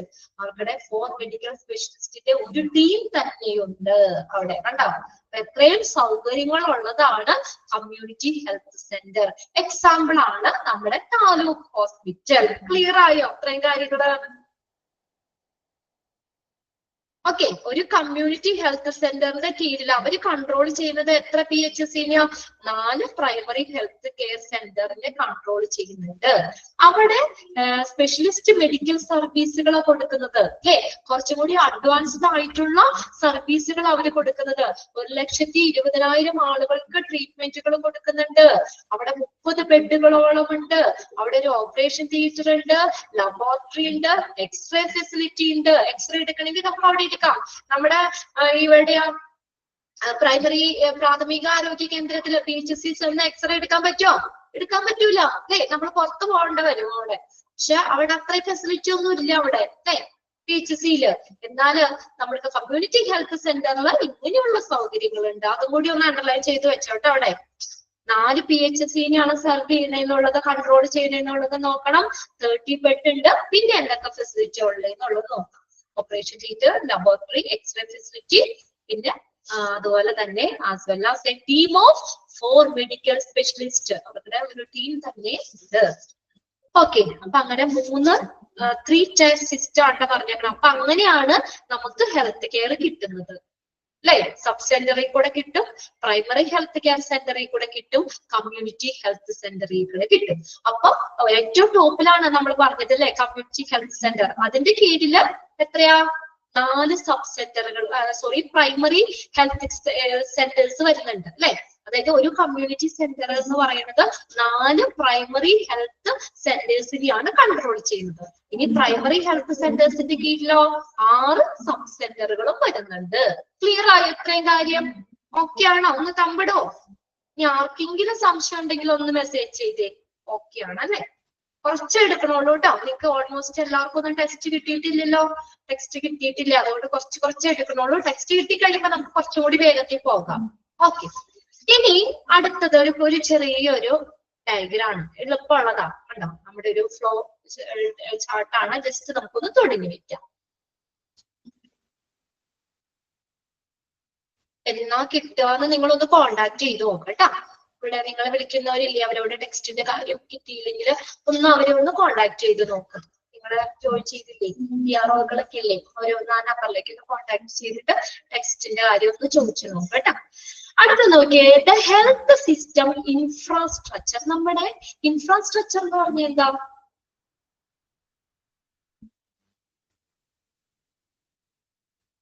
Okay, the health system infrastructure in India. Health system infrastructure in India. അതായത് നമുക്ക് ആരോഗ്യ സംരക്ഷണം, അതിന്റെ അടിസ്ഥാന ഇൻഫ്രാസ്ട്രക്ചർ എന്ന് പറഞ്ഞാൽ അടിസ്ഥാന സൗകര്യങ്ങളാണ്. അപ്പൊ നമുക്ക് ഏറ്റവും ടോപ്പില് നാഷണൽ ലെവൽ, ദേശീയ തലത്തില് നമുക്ക് ഹെൽത്ത് കെയർ കിട്ടുന്നത് എവിടെന്നാ? Ministry of health and family welfare. അതാണ്, അതായത് സെൻട്രൽ ഗവൺമെന്റിന്റെ, നമ്മുടെ സെൻട്രൽ ഗവൺമെന്റിന്റെ കീഴില് സുപ്പീരിയർ ആയിട്ടുള്ള ഒരു ആരോഗ്യ വിഭാഗം ഉണ്ട്. നമുക്ക് ഏറ്റവും ടോപ്പിലുള്ള ഒരു ആരോഗ്യ വിഭാഗം പ്രവർത്തിക്കുന്നുണ്ട്. അതാണ് ministry of health and family welfare എന്ന് പറയുന്നത്. നമ്മുടെ ഇന്ത്യ എന്ന് പറഞ്ഞ രാജ്യത്തെ ആരോഗ്യ സംരക്ഷണത്തെ കുറിച്ചുള്ള എല്ലാ കാര്യങ്ങളും നടപ്പിലാക്കുന്ന ഒരു ഡിപ്പാർട്ട്മെന്റ് ആണ് ministry of health and family welfare. നമുക്കിപ്പോ കൊറോണ വന്നു അല്ലേ, നമ്മള് എന്താ പറയാ, നമ്മുടെ അതിന്റെ കുറെ റൂൾസുകൾ നമ്മൾ ഫോളോ ചെയ്യുക, അതിന്റെ പ്രിക്കോഷൻസ് കാര്യങ്ങൾ, ഇതിനൊക്കെ നമുക്ക് ഏറ്റവും ടോപ്പിൽ നിന്ന് നമുക്ക് കുറെ ഇൻസ്ട്രക്ഷൻസ് തന്നു അല്ലേ. ഇപ്പൊ ഇതില് വാക്സിന്റെ കാര്യമൊക്കെ, വാക്സിനൊക്കെ നമ്മൾ കൊറോണയുടെ വാക്സിനൊക്കെ എടുത്തില്ലേ, നമ്മള് കോവിഡിനൊക്കെ നമ്മൾ വാക്സിൻ എടുത്തില്ലേ, കോവാക്സിനൊക്കെ എടുത്തില്ലേ. അപ്പൊ ഇങ്ങനെയുള്ള കാര്യങ്ങൾ ചെയ്യണം, ഇന്ന രീതിയിൽ കൊടുക്കണം എന്നൊക്കെ നമ്മുടെ ഒരു സെൻട്രൽ ഗവൺമെന്റിന്റെ കീഴില് സുപ്പീരിയർ ആയിട്ടുള്ള ഈ ഒരു ആരോഗ്യ വിഭാഗമാണ് നമുക്ക് ആ ഓർഡർ തരുന്നത്. അല്ലെങ്കിൽ അവിടെ നിന്നാണ് ആ ഇൻസ്ട്രക്ഷൻ വന്നേ. വാക്സിനുകൾ കണ്ടുപിടിച്ചപ്പോ ഇന്ന വാക്സിനുകൾ നമുക്ക് ഈ കോവിഡിനെ പ്രതിരോധിക്കാൻ വേണ്ടി കൊടുക്കണം, അല്ലെങ്കിൽ നമ്മുടെ ആരോഗ്യ മേഖലയിൽ എന്തെങ്കിലും ഇതുപോലെയുള്ള അസുഖങ്ങളൊക്കെ വരുമ്പോഴും ഇന്ന മരുന്നുകൾ, ഇതെല്ലാ കാര്യങ്ങളും തീരുമാനിക്കുന്നത് ആരാണ്? Ministry of health and family welfare ആണ്. അതെല്ലാം നാഷണൽ ലെവലില് നമ്മുടെ കാര്യങ്ങൾ നിയന്ത്രിക്കുന്ന ഡിപ്പാർട്ട്മെന്റ്. എഴുതി വെച്ചോ അവിടെ കേട്ടോ, ഒന്ന് എഴുതി വെച്ചോ. നമ്മുടെ ഇന്ത്യ എന്ന പറയുന്ന രാജ്യത്ത് ആരോഗ്യ സംരക്ഷണത്തെ കുറിച്ചുള്ള എല്ലാ കാര്യങ്ങളും നടപ്പിലാക്കുന്ന ഡിപ്പാർട്ട്മെന്റ്. ഇവിടെ നിന്നാ നമുക്ക് താഴേക്ക് ഓരോ സെക്ഷൻ സ്റ്റേറ്റിലേക്ക്, ഡിസ്ട്രിക്റ്റിലേക്കൊക്കെ ഓരോ ഓർഡറുകൾ വരുന്നത്. മനസ്സിലായോ എന്താ ഉദ്ദേശിക്കണേന്നുള്ളത്? എന്താണ്? സെൻട്രൽ ഗവൺമെന്റിന്റെ കീഴില് സുപ്പീരിയർ ആയിട്ടുള്ള ഒരു ആരോഗ്യ വിഭാഗം പ്രവർത്തിക്കുന്നുണ്ട്. അതാണ് ministry of health and family welfare. Clear ആയോ? സെൻട്രൽ ഗവൺമെന്റിന്റെ കീഴിലുള്ള ഒരു ആരോഗ്യ വിഭാഗമാണ്, സുപ്പീരിയർ ആയിട്ടുള്ള ഒരു ആരോഗ്യ വിഭാഗമാണ്. ഇവിടെ നിന്നാണ് നമുക്ക് ഓരോ സ്റ്റേറ്റിലേക്കും, അവിടെ നിന്ന് ഡിസ്ട്രിക്റ്റിലേക്കും, നമ്മുടെ ഗ്രാമപ്രദേശത്തിലേക്കും ഒക്കെ ഓരോ ഓർഡറുകളും കാര്യങ്ങളും ഒക്കെ വരുന്നത്. ഇവിടുത്തെ നിർദ്ദേശം അനുസരിച്ചാണ് നമ്മൾ ഹെൽത്ത് കെയർ, ആരോഗ്യ മേഖലയിലുള്ള ഓരോരോ കാര്യങ്ങൾ, വാക്സിൻ എടുക്കുന്നതായിക്കോട്ടെ, അല്ലെങ്കിൽ മരുന്നുകളായിക്കോട്ടെ, ഇതെല്ലാം നമുക്ക് അവിടെ നിന്നാണ്. സോഴ്സ് എന്ന് പറയുന്നത് ഏതാണ്? Ministry of health and family welfare. അതായത് നമ്മുടെ ആ ഒരു നാഷണൽ ലെവലിലുള്ള നമ്മുടെ എല്ലാ കാര്യങ്ങളും നിയന്ത്രിക്കുന്ന ഡിപ്പാർട്ട്മെന്റ്. അങ്ങനെയും കൂടി എഴുതി വെച്ച വേണമെങ്കിൽ, നാഷണൽ ലെവലിലുള്ള നമ്മുടെ എല്ലാ കാര്യങ്ങളും നിയന്ത്രിക്കുന്ന ഡിപ്പാർട്ട്മെന്റ് ആണ്. ഏത് ഡിപ്പാർട്ട്മെന്റാ? Ministry of health and family welfare. Clear ആണോ? നാഷണൽ ദേശീയ തലത്തില് നമ്മുടെ എല്ലാ കാര്യങ്ങളും, നമ്മുടെ ആ ഹെൽത്ത് കെയറില് നാഷണൽ ലെവലിലുള്ള നമ്മുടെ എല്ലാ കാര്യങ്ങളും നിയന്ത്രിക്കുന്ന ഡിപ്പാർട്ട്മെന്റ്, അല്ലെങ്കിൽ ഇന്ത്യ എന്ന് പറഞ്ഞ രാജ്യത്ത് നമ്മുടെ ആരോഗ്യ സംരക്ഷണത്തെ കുറിച്ചുള്ള എല്ലാ കാര്യങ്ങളും നടപ്പിലാക്കുന്ന ഡിപ്പാർട്ട്മെന്റ് ആണ്. ഇത് സെൻട്രൽ ഗവൺമെന്റിന്റെ കീഴിൽ വരുന്നതാണ്. ഇത്രയും കാര്യങ്ങളൊക്കെ അല്ലേ? സെൻട്രൽ ഗവൺമെന്റിന് കീഴിൽ വരുന്ന ഒരു സുപ്പീരിയർ ആയിട്ടുള്ള ഒരു ആരോഗ്യ വിഭാഗമാണ് ministry of health and family welfare. അവിടെ നിന്ന് എങ്ങോട്ട് കൊടുക്കും? അങ്ങോട്ട് അവിടെ എടുക്കുന്ന തീരുമാനങ്ങള് നെക്സ്റ്റ് വരുന്നത്. അപ്പൊ നാഷണൽ ലെവലിൽ എടുക്കുന്ന തീരുമാനങ്ങള് നെക്സ്റ്റ് എങ്ങോട്ടാ വരുന്നത്? State level and UTS. UT എന്ന് പറഞ്ഞ UTS എന്ന് പറഞ്ഞാൽ യൂണിയൻ ടെറിട്ടറീസ്. കേട്ടിട്ടുണ്ടോ നിങ്ങള്? അറിയാലോ, നമ്മുടെ സ്റ്റേറ്റിലേക്ക്, നമുക്ക് 28 സ്റ്റേറ്റിലെ നമ്മുടെ സ്റ്റേറ്റിൽ, നമ്മുടെ സംസ്ഥാനങ്ങളിലേക്ക്, ഓരോ സ്റ്റേറ്റിലേക്കും യൂണിയൻ ടെറിട്ടറീസ്. ഇതൊന്ന് എഴുതി വെച്ചോ കേട്ടോ. കേന്ദ്ര ഭരണ പ്രദേശങ്ങൾ അറിയില്ലാത്തവരൊന്ന് എഴുതി വെച്ചോ. യൂണിയൻ ടെറിട്ടറീസ്, UTS എന്ന് പറയുന്നത് UNION, യൂണിയൻ ടെറിട്ടറീസ്, TERITORIES, കേന്ദ്ര ഭരണ പ്രദേശങ്ങൾ. എത്ര ഉണ്ട് നമുക്ക് എത്ര കേന്ദ്ര ഭരണ പ്രദേശങ്ങളാ ഉള്ളത്? എത്ര ഉണ്ട്? നമ്പർ എത്രയാ? 9 എണ്ണം. അറിയില്ലേ? 9 കേന്ദ്ര ഭരണ പ്രദേശങ്ങള്. സ്റ്റേറ്റോ? എത്ര സ്റ്റേറ്റ് ഉണ്ട് ഇന്ത്യയില്? എത്ര സ്റ്റേറ്റ് ഉണ്ട്? എത്രയാ? എത്ര സ്റ്റേറ്റ് ഉണ്ട്? 28 അല്ലെ? 28 സ്റ്റേറ്റും 29, 28 ഒക്കെ വരുന്നുണ്ട്. ഓക്കെ, നമുക്ക് അതുപോലെ 9 കേന്ദ്രഭരണ പ്രദേശങ്ങളുമാണ് ഇന്ത്യയിലുള്ളത് കേട്ടോ. അപ്പൊ അതിനകത്ത് അതൊന്നും ചോദിക്കില്ല കേട്ടോ, ഞാൻ വെറുതെ പറഞ്ഞതാണ്. ഇനി നമ്പർ നോക്കണ്ട. അപ്പൊ സ്റ്റേറ്റ് ലെവലിൽ, അപ്പൊ നാഷണൽ ലെവലിൽ എടുക്കുന്ന തീരുമാനങ്ങൾ എങ്ങോട്ടാ വരുന്നത്? നേരെ ഹെൽത്ത് കെയറിൽ നമ്മൾ ആരോഗ്യ വിഭാഗം, ministry of health and family welfare, അവിടെ നിന്ന് എടുക്കുന്ന തീരുമാനം നേരെ സ്റ്റേറ്റിലേക്കും യൂണിയൻ ടെറിട്ടറീസ്, കേന്ദ്രഭരണ പ്രദേശ സംസ്ഥാനങ്ങളിലേക്കും ആ തീരുമാനം എങ്ങോട്ട്? കേന്ദ്രഭരണ പ്രദേശങ്ങളിലേക്കും വരും. അവിടെ നിന്ന് ആ സ്റ്റേറ്റിൽ നിന്ന് നേരെ എങ്ങോട്ട് വന്ന? ഡിസ്ട്രിക്ട്. നമ്മുടെ ഓരോ ഡിസ്ട്രിക്റ്റില്ലേ, നമ്മുടെ ഡിസ്ട്രിക്റ്റിലേക്ക് എടുക്കും, ആ തീരുമാനം വരും. നമുക്ക് എത്ര ഡിസ്ട്രിക്ട് ഉണ്ട്? ഉണ്ട്? 14 അല്ലെ? 14 ജില്ലകളുണ്ട് അല്ലെ? 14 ജില്ലകളുണ്ട്. അപ്പൊ അതിനകത്ത് അപ്പൊ സ്റ്റേറ്റിൽ, കേരളത്തിൽ എടുക്കുന്ന തീരുമാനം, കേരളം എന്ന് പറഞ്ഞ സ്റ്റേറ്റ് അല്ലെ, അവിടെ എടുക്കുന്ന ആ തീരുമാനങ്ങൾ നേരെ എങ്ങോട്ടാ വന്നെ? ഡിസ്ട്രിക്ട് ലെവലിലേക്ക്. അതായത് നമ്മുടെ 14 ജില്ലകളിലും അത് നടപ്പിലാക്കും. അതായത് നമ്മളപ്പോ എന്താ പറഞ്ഞ? Ministry of health and family welfare, അവിടെ എടുക്കുന്ന തീരുമാനങ്ങൾ നേരെ എങ്ങോട്ടാ വന്നെ? സ്റ്റേറ്റ് ലെവലിലേക്കും യൂണിയൻ ടെറിട്ടറീസിലേക്കും വരും. സ്റ്റേറ്റിലേക്കും വരും, സംസ്ഥാനങ്ങളിലേക്കും കേന്ദ്രഭരണ പ്രദേശങ്ങളിലേക്കും ആ തീരുമാനം വരും. അതായത് ഇതിന്റെ കീഴിൽ വരുന്നതാണ് കേട്ടോ, ministry of health and family വെൽഫെയറിന്റെ കീഴിൽ വരുന്നതാണ് സ്റ്റേറ്റ് ലെവലും യൂണിയൻ ടെറിട്ടറീസ്. അപ്പൊ സ്റ്റേറ്റ് ലെവലിൽ എടുക്കുന്ന തീരുമാനങ്ങൾ എങ്ങോട്ടേക്ക് നടപ്പിലാക്കും? ഡിസ്ട്രിക്ട് ലെവലിലേക്ക് അല്ലെ? ഡിസ്ട്രിക്ട് ലെവലിലേക്കുണ്ട്. നമ്മുടെ കേരളത്തിലെ സ്റ്റേറ്റിന്റെ കാര്യം പറഞ്ഞ നമ്മുടെ ആരോഗ്യമന്ത്രി ആരാണ് നമ്മുടെ സ്റ്റേറ്റില്? കേരളത്തിലെ ആരോഗ്യമന്ത്രി ആരാ? വീണ ജോർജ് അല്ലേ? വീണ അല്ലെ? വീണ ജോർജ്. അപ്പൊ വീണ ജോർജ് അവിടെ എടുക്കുന്ന തീരുമാനങ്ങള് എങ്ങോട്ട് വരും? നമ്മുടെ ഡിസ്ട്രിക്റ്റിലേക്ക്. 14 ജില്ലകളിലും അത് നടപ്പിലാക്കും അല്ലെ? അവിടെ ഹെൽത്ത് ഡിപ്പാർട്ട്മെന്റ് ഉണ്ട്. 14 ജില്ലകളിലും ഓരോ ഹെൽത്ത് ഡിപ്പാർട്ട്മെന്റ് ഉണ്ട്. അവരാണ് നിർദ്ദേശങ്ങള് അല്ലെ, അങ്ങോട്ടേക്ക് നിർദ്ദേശങ്ങൾ കൊടുക്കുന്നു. എക്സാമ്പിൾ ആയിട്ട് താലൂക്ക് ഹോസ്പിറ്റല്, ഗവൺമെന്റ് ഹോസ്പിറ്റല്, അങ്ങനെ കാര്യങ്ങൾ നിയന്ത്രിക്കുന്നതൊക്കെ ഡിസ്ട്രിക്ട് ലെവലില്. അപ്പൊ ഡിസ്ട്രിക്ട് ലെവലിലേക്ക് ആ തീരുമാനം വരും. ഇനി നോക്കിയേ, ഡിസ്ട്രിക്ട് ലെവലിനെ 2 സെക്ഷനായിട്ട് തിരിച്ചേക്കണേ അല്ലെ? നമ്മുടെ ഡിസ്ട്രിക്റ്റിലെ 2 ലെവല്, ഗ്രാമങ്ങളും ഉണ്ട്, നഗരപ്രദേശങ്ങളും ഇല്ലേ നമ്മുടെ അടുത്ത്? കുറച്ചു പേര് ഗ്രാമങ്ങളിൽ ജീവിക്കുന്നവരായിരിക്കും അല്ലെ, റൂറൽ ഏരിയാസിലുള്ളവരായിരിക്കും. കുറച്ചു പേര് അർബൻ ഏരിയയിലായിരിക്കും, നഗരപ്രദേശങ്ങളിലായിരിക്കും. അപ്പൊ ഡിസ്ട്രിക്ട് ലെവലിനെ നമുക്ക് 2 സെക്ഷനായിട്ട് പറഞ്ഞിട്ടുണ്ട്. ഡിസ്ട്രിക്ട് ലെവലിൽ നോക്കിയേ, റൂറൽ ഏരിയാസിലേക്ക് വരും. റൂറൽ ഏരിയാസിൽ ആരൊക്കെ അവിടെ ഉള്ളത്? ഇപ്പൊ നമ്മൾ പഠിച്ചില്ലേ? ആരൊക്കെയുള്ള?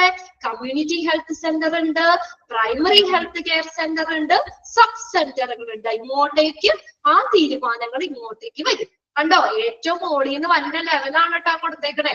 കണ്ടോ, കമ്മ്യൂണിറ്റി ഹെൽത്ത് സെന്ററിലേക്ക്, പ്രൈമറി ഹെൽത്ത് സെന്ററിലേക്ക്, സബ് സെന്ററിലേക്ക് ആ തീരുമാനങ്ങൾ വരും. ഇനി അത് നോക്കി അടുത്തത് അർബൻ ഏരിയാസ്. അർബൻ ഏരിയാസിൽ എന്തുണ്ട്? ഹോസ്പിറ്റലുകളും ഡിസ്പെൻസറീസ്. ഡിസ്പെൻസറീസ് എന്ന് പറഞ്ഞാൽ എന്താ? ക്ലിനിക്കുകൾ, ഔഷധശാലകള് കേട്ടോ. ഹോസ്പിറ്റലിലേക്കും അർബൻ ഏരിയയില് ആ നഗരപ്രദേശങ്ങളിലുള്ള ഹോസ്പിറ്റലിലേക്കും ക്ലിനിക്കുകളിലേക്കും ഒക്കെ ആ നിർദ്ദേശം പോകും. അതാണ് ആ ഫ്ലോ ചാർട്ട്. ഈ ഡയഗ്രം ഒന്ന് നോക്കി വെച്ചോട്ടോ. ഡയഗ്രം ഒന്ന് നോക്കി വെക്കുക. അതിന്റെ ഓർഡർ ചിലപ്പോ വേണമെങ്കിൽ നിങ്ങൾക്ക് കറക്റ്റ് ഓർഡർ ആക്കി ചോദിക്കാം എക്സാമിന് കേട്ടോ. അതിന്റെ കറക്റ്റ് നാഷണൽ ലെവലിൽ നിന്ന്, സ്റ്റേറ്റ് ലെവലാണ് യൂണിയൻ ടെറിട്ടറീസ്, ദെൻ എന്നിട്ട് അവിടുന്ന് സ്റ്റേറ്റിൽ നിന്ന് ഡിസ്ട്രിക്ട് ലെവലിലേക്ക്.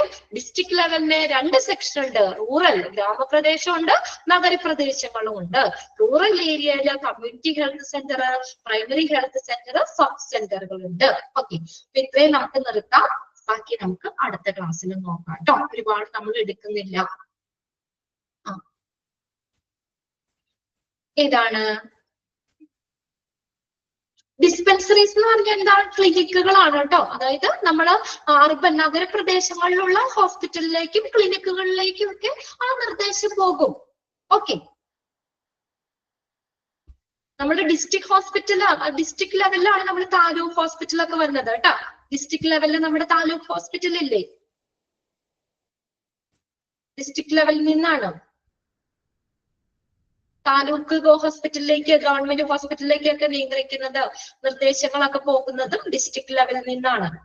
ഓക്കെ, നമ്മുടെ താലൂക്ക് ഹോസ്പിറ്റലിലേക്കൊക്കെ ഈ നിർദ്ദേശങ്ങൾ പോകുന്നത് ഈ ഡിസ്ട്രിക്ട് ലെവലിൽ നിന്നാണ്.